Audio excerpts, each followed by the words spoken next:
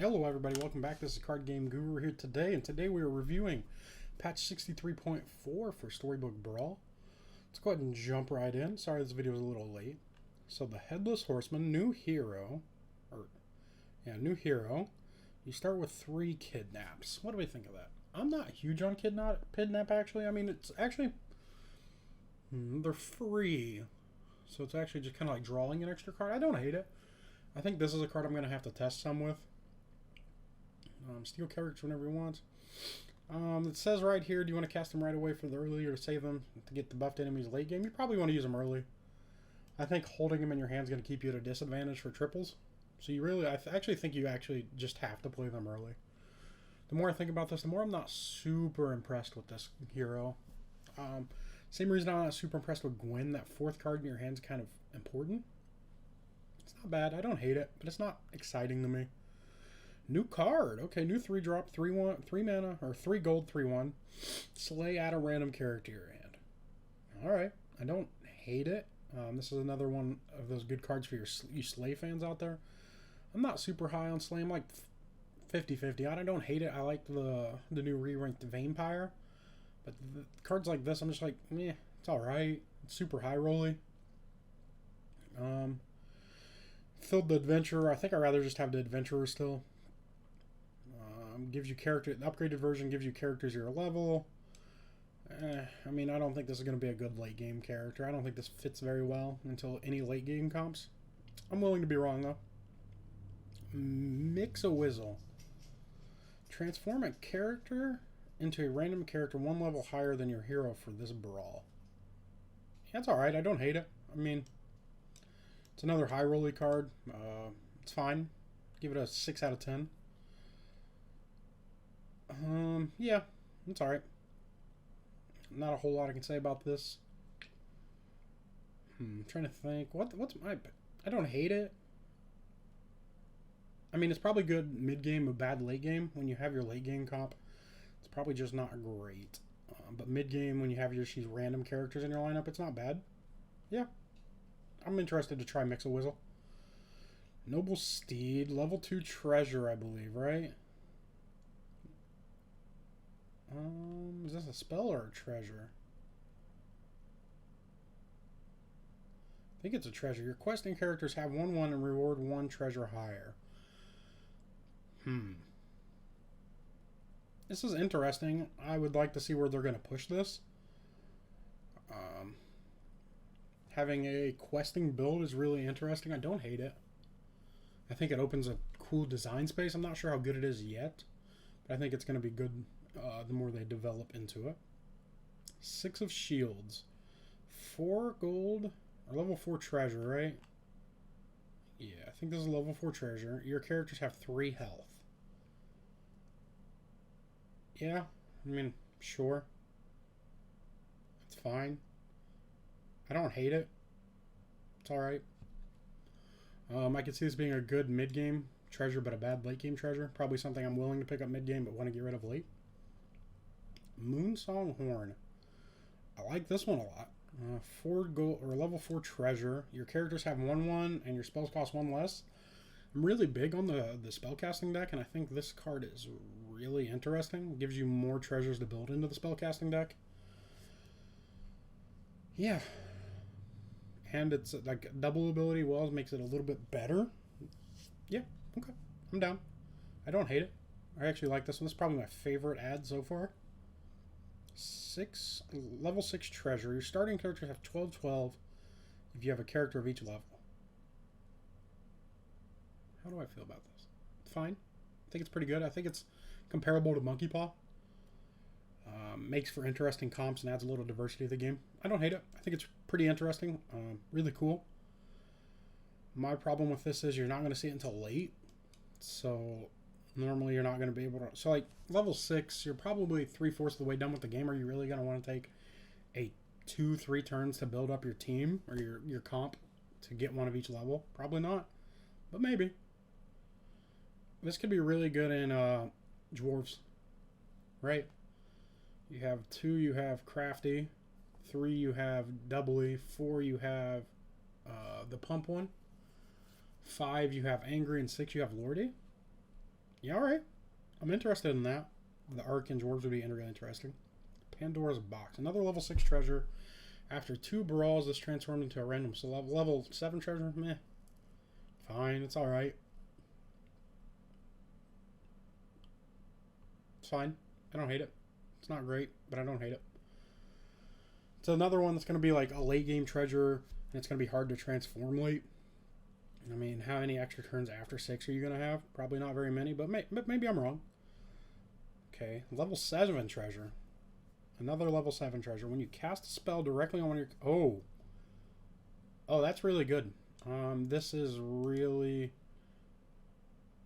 Okay. I'm gonna have to fool around with some of the spellcasting decks to see if we can get a level 7 treasure early. To just kind of wombo combo.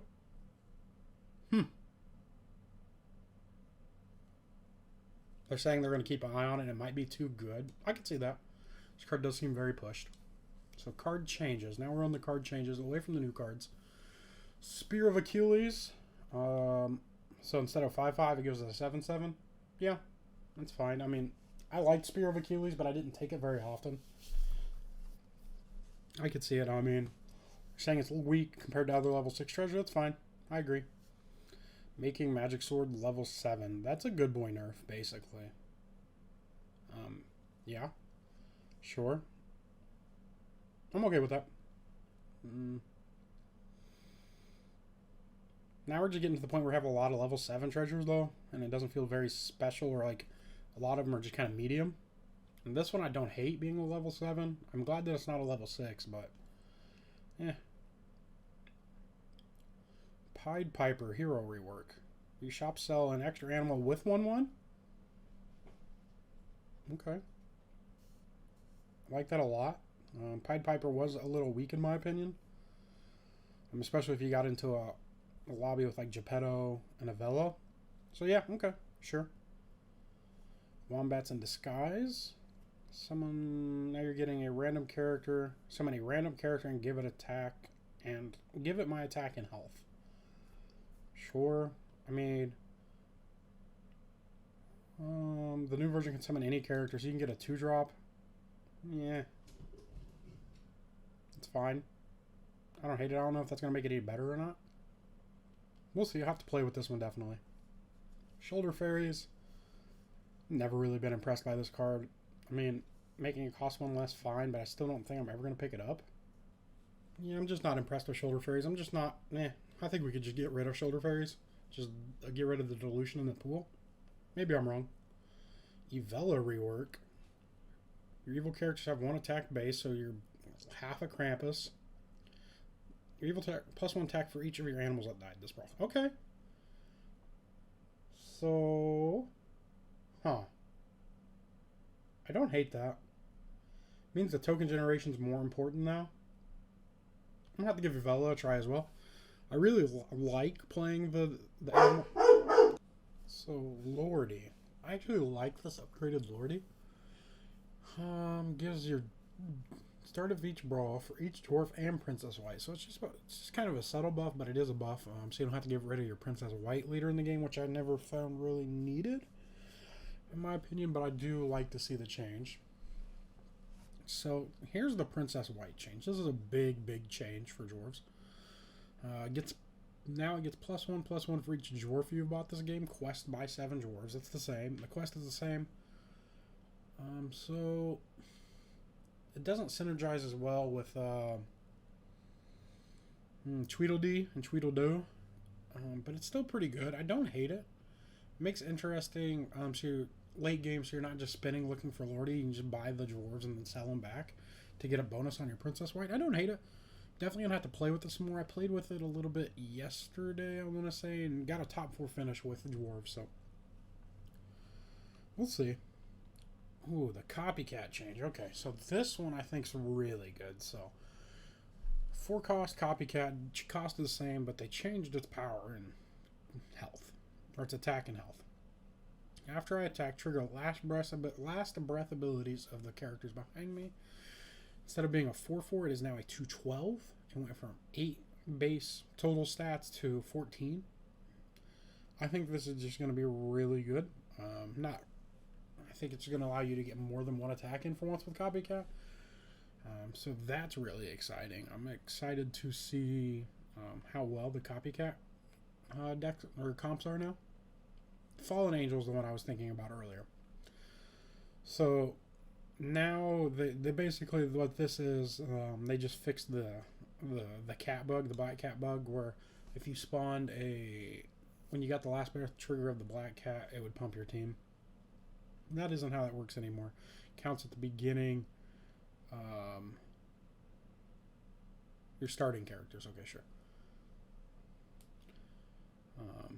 So this is just a pump, or not a nerf per se, but they definitely made it better. Giving your characters all of your characters 3 attack. I didn't hate Ring of Rings the first time. It was a level 4 treasure that gave 12 bonus, essentially. But now we're getting, was that 21? So it's a substantial buff. I'm definitely interested to try it. Soul Talk Ancient. So it's the same ability, but they made it cost 1 less, which I'm still not super impressed with this, even in the Treant builds. Maybe I'm not building it the right way. Let me know down below what kind of success you guys have had with this card. I haven't had a whole lot. I've played it a few times, not a bunch, but it just never really works out for me. Ride of the Valkyries. Give your characters +3 attack this brawl, so it's just a +1 bonus. Sure, it's fine. It's a little bit of a buff, but it's not game changing or game changing or anything. Morgan Le Fay. I believe this is just a wording change. Right? Yeah. So, I mean, it's kind of a buff, but it's just kind of how everybody thought it worked. It's 20 or less or 5 or less now. Fairy Godmother. I believe this is a nerf. So they gave her 1 more attack and health, but they actually took or nerfed their bonus, citing that she was too good mid-game. I never found that really to be the case. I never really played it a whole lot either. That's probably why. But, I mean, I'm still probably medium on Fairy Godmother. She's probably good, and I'm just not playing her, but the nerf doesn't make me any more interested to play her, as you could imagine. Wild Growth Cut. Yeah, I was never super impressed by this treasure. Level 4 treasure, when you lock it, double its health. Yeah, it's fine. It's alright. It's fine. Only really wanted it in one comp, and half the time that comp really isn't that good. I'm very excited about this buff.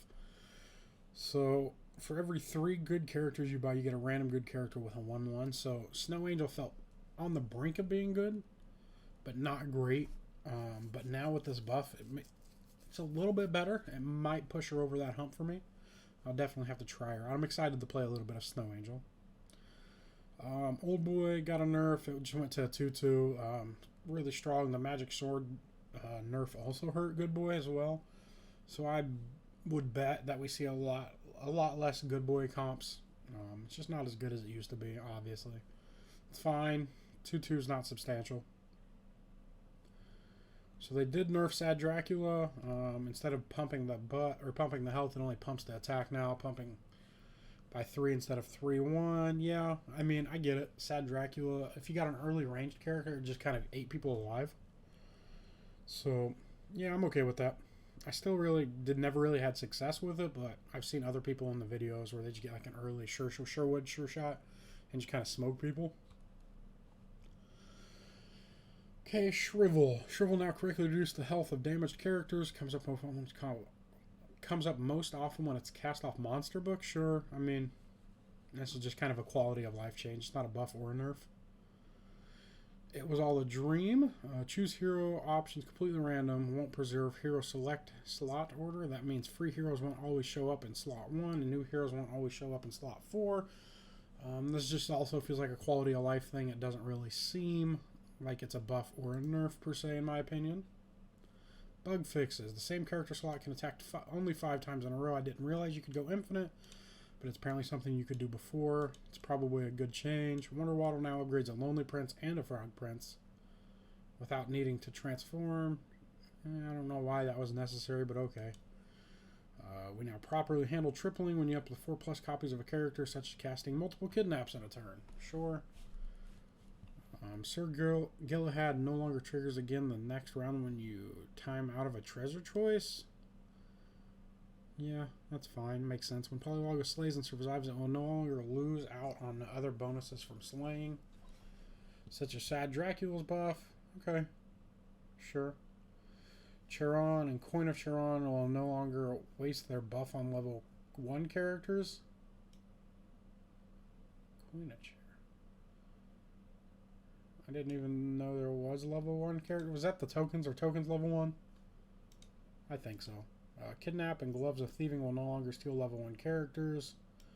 Sure. If that's level 1, or I mean, if that's the tokens, it makes sense. Mordred will now always put the newly summoned character in the same spot as the first character died. Sure, also makes sense. And summoning portal now works with Mordred's summon. Okay, sure. So this is kind of actually a buff to Mordred. Not that Mordred's any good at all, but it's now a buff.